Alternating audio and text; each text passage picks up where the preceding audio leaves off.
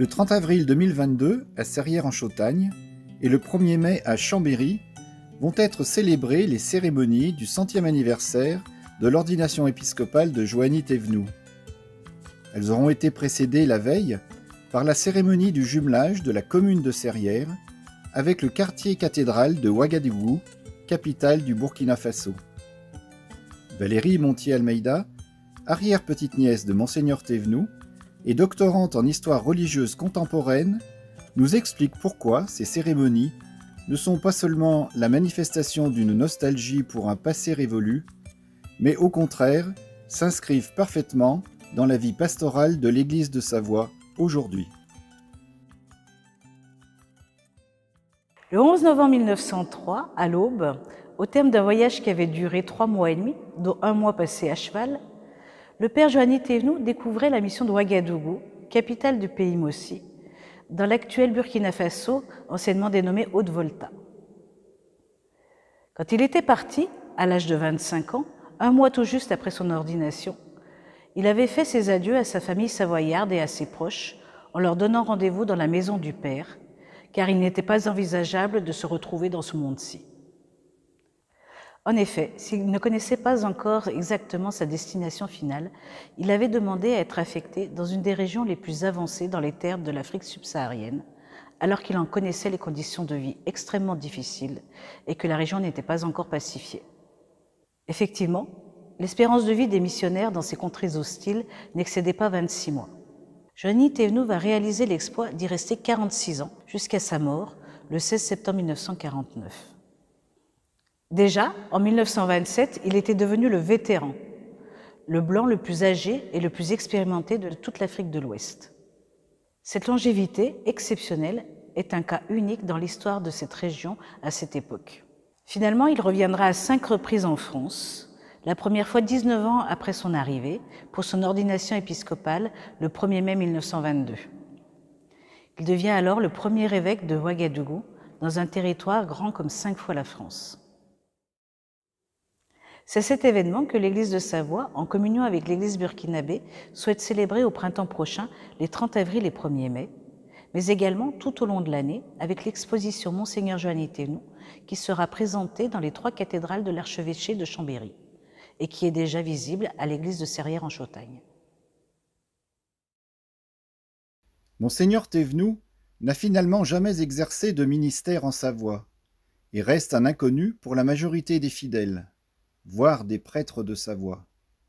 Alors, pourquoi le mettre à l'honneur, lui spécifiquement ?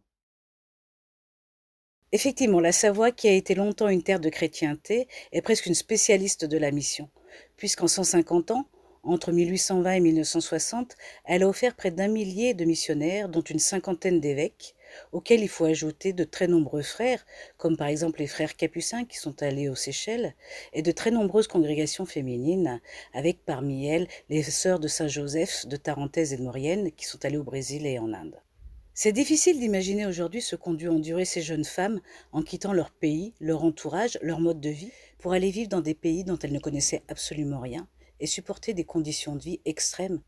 À plusieurs reprises d'ailleurs, Joanny Thévenoud, dans sa correspondance, évoque leurs mésaventures et salue le courage avec lesquels elles les ont affrontées. Cette Savoie missionnaire est allée sur tous les continents et elle a eu également ses martyrs. Pour n'en citer que quelques-uns, le père Garin-de-Chevron qui est allé au Vietnam, le bienheureux père Jacquard, mort en 1838 en Cochinchine, ou encore le père Paget qui a été dévoré par des cannibales en Océanie. Lors de son ordination épiscopale, Joanny Thévenoud a d'ailleurs tenu à rendre hommage à un Savoyard, le père Morat, originaire de la Motte-Servolex, qui s'était fait massacrer lors de la première tentative de contact avec le Soudan français en 1876. Joanny Thévenoud est donc loin d'être le seul à avoir tout abandonné pour annoncer la parole du Christ. Et c'est à 71 ans, au milieu de ses chers Mossi, qu'il meurt et qu'il est enterré dans la cathédrale qu'il a fait construire à Ouagadougou. Considéré comme le fondateur de l'église burkinabé, son histoire est pourtant atypique, voire unique, du fait de sa personnalité charismatique, de l'immensité de son action et de l'influence qu'il conserve encore aujourd'hui auprès de la communauté catholique burkinabé. Sa vie a d'ailleurs fait l'objet de plusieurs études. 2 biographies notamment ont été rédigées, la première par le père Paul Baudu, qui offre un récit vivant, très détaillé, est très bien documenté sur la mission de Ouagadougou. L'ouvrage, intitulé Vieil Empire, Jeune Église, est paru en 1957. En 1999, c'est au tour de sœur Rosemary Sando, des Sœurs de l'Immaculée Conception, d'écrire une seconde biographie. Il est également longuement cité dans de nombreux ouvrages sur l'histoire contemporaine du Burkina, comme faisant partie des principaux personnages historiques du XXe siècle, et il apparaît dans de nombreux ouvrages scientifiques sur la christianisation de l'Afrique. Il a également fait récemment l'objet de nouvelles recherches à l'université de Chambéry. Oui, arrière-petite-nièce de Joanny Thévenoud, j'ai eu l'occasion d'étudier l'ensemble de sa correspondance privée. Très vite, son histoire a suscité l'intérêt de plusieurs professeurs d'histoire contemporaine de l'Université de Savoie, que ce soit en histoire religieuse, en histoire politique ou en histoire sociale et culturelle. L'étude réalisée dans le cadre d'un master de recherche en histoire a révélé un personnage à l'envergure que je ne soupçonnais pas. Et le sujet était si vaste qu'il a donné lieu à 2 mémoires. Celui de première année, en 2019, était avant tout une enquête pour savoir ce qu'il restait aujourd'hui de l'œuvre de Joanny Thévenoud. Le second ouvrage raconte et analyse l'histoire de sa mémoire depuis sa mort jusqu'à aujourd'hui. Finalement, ce qui pouvait apparaître de prime abord comme une histoire familiale, presque un mythe qui n'intéressait d'ailleurs pas les dernières générations, s'avérait en fait être l'histoire d'un homme qui avait joué un rôle de premier plan dans l'histoire politique, économique, culturelle et bien sûr religieuse d'un pays d'Afrique noire, mais également, plus généralement, dans la christianisation du XXe siècle. Pourtant, il semblait étonnant qu'un évêque, aussi impliqué politiquement et lié au contexte de la colonisation, puisse susciter autant d'intérêt auprès des chercheurs qu'auprès du grand public.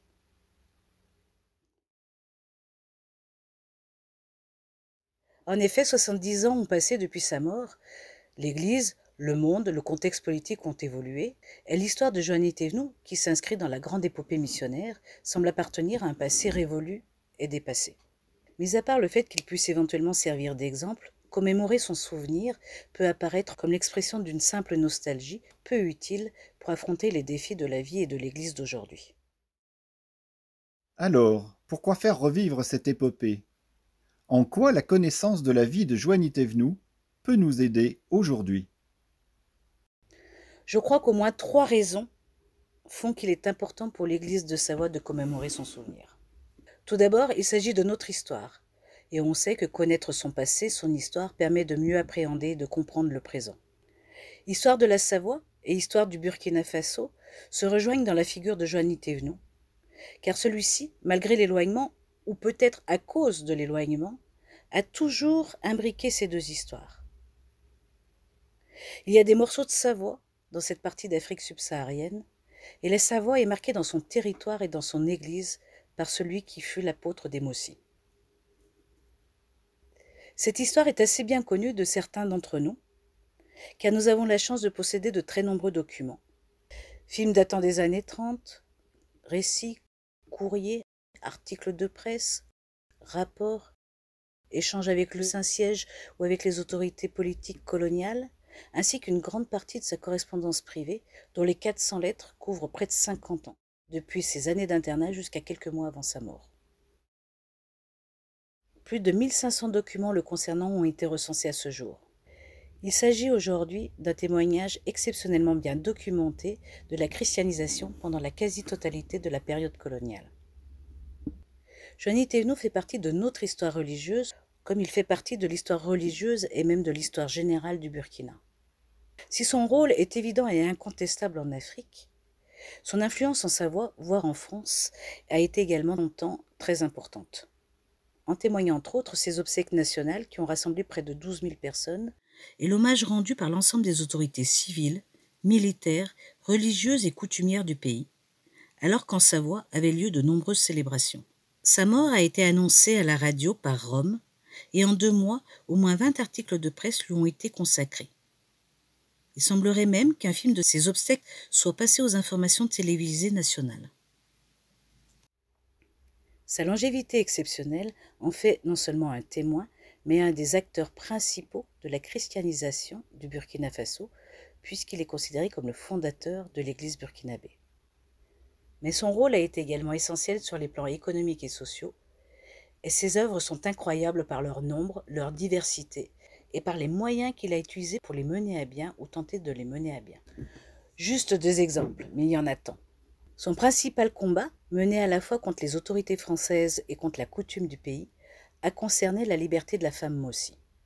Celle-ci était considérée comme de simples mais précieux objets qui pouvaient être donnés, loués ou vendus, selon les besoins de la famille. L'action de Joanny Thévenoud s'est d'abord tournée sur le terrain. Venir au secours des jeunes filles qui fuyaient un mariage forcé, leur offrir des moyens de subsistance en les formant à un métier, et leur proposer le choix entre un époux librement accepté ou la vie religieuse. Mais son action s'est également portée sur le plan politique pour faire adopter une loi sur le statut de la femme. Ainsi, un document montre qu'il a été sollicité par le ministre des Colonies pour apporter des modifications au projet de loi initial. Dans un tout autre domaine, sur le plan économique cette fois-ci, Joanny Thévenoud voulait que les Africains puissent être autonomes économiquement. Il a donc mis en place, entre autres, des ateliers de tissage de tapis, premiers grands ateliers du pays, et a veillé à ce que la production locale obtienne par sa qualité une renommée internationale. Autant bien faire les choses. Mais son action est allée plus loin, car il voulait également maîtriser l'approvisionnement en matières premières. Ainsi, au cours de son second voyage en France, on voit l'évêque aller négocier avec la chambre de commerce de Tourcoing, ville spécialisée depuis des siècles dans le tissage, pour faire venir des moutons mérinos en Haute-Volta. Il négocie de la même manière pour faire venir des machines. D'ailleurs, une cardeuse de cette époque est toujours en service aujourd'hui. Homme d'église, homme politique, son action s'étend ainsi autant sur le terrain qu'au niveau politique, grâce à l'influence qu'il a acquise en France et en Afrique. Grâce également à un réseau de relations très étendu, son action, inscrite dans le temps, est très tôt et très bien connue en France et à Rome, et sert souvent et pendant longtemps de modèle et de référence. Ainsi, Joanny Thévenoud est une figure marquante de son époque, et fait partie intégrante de cette histoire liée à la fois à la colonisation et à l'évangélisation de l'Afrique. Faire connaître l'étendue de l'œuvre de cet évêque permet d'offrir une autre vision de l'évangélisation du XXe siècle, et c'est, selon moi, une seconde raison de commémorer le souvenir de Joanny Thévenoud. En effet, la christianisation de l'Afrique est encore la plupart du temps intimement liée aux méfaits de la colonisation, que ce soit auprès du grand public ou auprès des historiens, et l'on résume souvent cette époque par l'expression des 3 C, coloniser, civiliser, christianiser, en laissant entendre que les gouvernements et les missionnaires poursuivaient les mêmes buts. En faisant l'amalgame entre colonisation et christianisation, cette vision partielle de l'histoire a contribué à éloigner, voire à détourner certaines personnes de l'Église.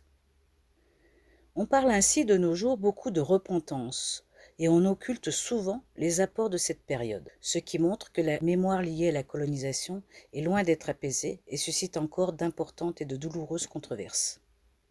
Les commémorations de l'œuvre de Joanny Thévenoud n'ont bien entendu pas pour objet de débattre des bienfaits ou des méfaits de la colonisation, mais elles peuvent proposer un exemple concret, réel et très bien documenté de l'action de l'Église dans les conditions de l'époque, et qui vient parfois remettre en question un certain nombre de préjugés.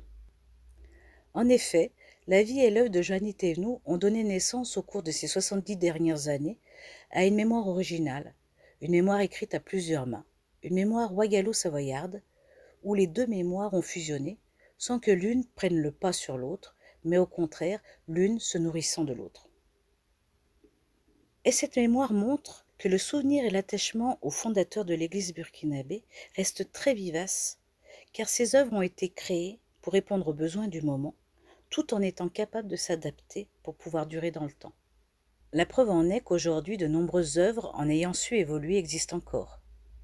L'Ouvrar est devenu un lycée public technique, et l'enseignement catholique est toujours très réputé. On peut également citer, dans le domaine de la santé, l'hôpital Paul VI et le célèbre centre d'ophtalmologie La Lumière de Ouagadougou, qui sont les héritiers directs des œuvres créées par Joanny Thévenoud au début du XXe siècle. Dans le domaine de l'économie, le barrage de Pabré, construit en 1915, est toujours en activité. La pérennité de toutes ces œuvres qui ont été créées dans la première moitié du XXe siècle montre que, loin d'appartenir au passé, l'œuvre de Joanny Thévenoud est toujours d'actualité.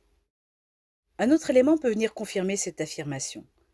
C'est le nombre d'évocations de Joanny Thévenoud dans la presse, dans les publications, sur les réseaux sociaux ou sur les chaînes internet. Plus de 300 évocations ces 20 dernières années, ce qui semble assez remarquable pour un évêque de l'époque coloniale mort depuis 70 ans. D'autant plus que les 2/3 de ces sources viennent de France. Il apparaît donc que Joanny Thévenoud est toujours capable d'intéresser et de mobiliser, même en Savoie. Ancienne terre de chrétienté, est devenue, selon certains, à son tour, une terre de mission. Cette capacité à mobiliser, qui provient pour partie d'une œuvre extrêmement prolifique, mais aussi d'une personnalité particulièrement charismatique, est assez rare. Enfin, la figure de Joanny Thévenoud a également la capacité à rassembler. L'histoire de sa mémoire l'a amplement prouvé. Et c'est à mon sens la troisième raison de célébrer le 100e anniversaire de son ordination épiscopale. Cette histoire commune, commencée il y a près de 120 ans, est toujours une histoire en cours d'écriture, sans cesse régénérée par les échanges entre les communautés, par les célébrations, mais aussi par la mise en place de nouveaux projets, de nouvelles réalisations. C'est pourquoi cette histoire fait partie de la vie de notre Église en 2022, et le dynamisme de l'Église africaine vient donner un nouvel élan à notre Église de Savoie.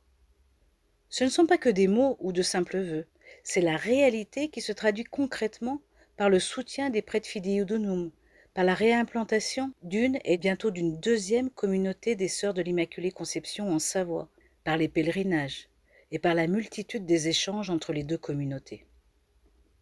Tout cela permet d'approfondir notre connaissance de l'autre et de renforcer des liens qui, pour être très anciens, n'en demeurent pas moins très fragiles.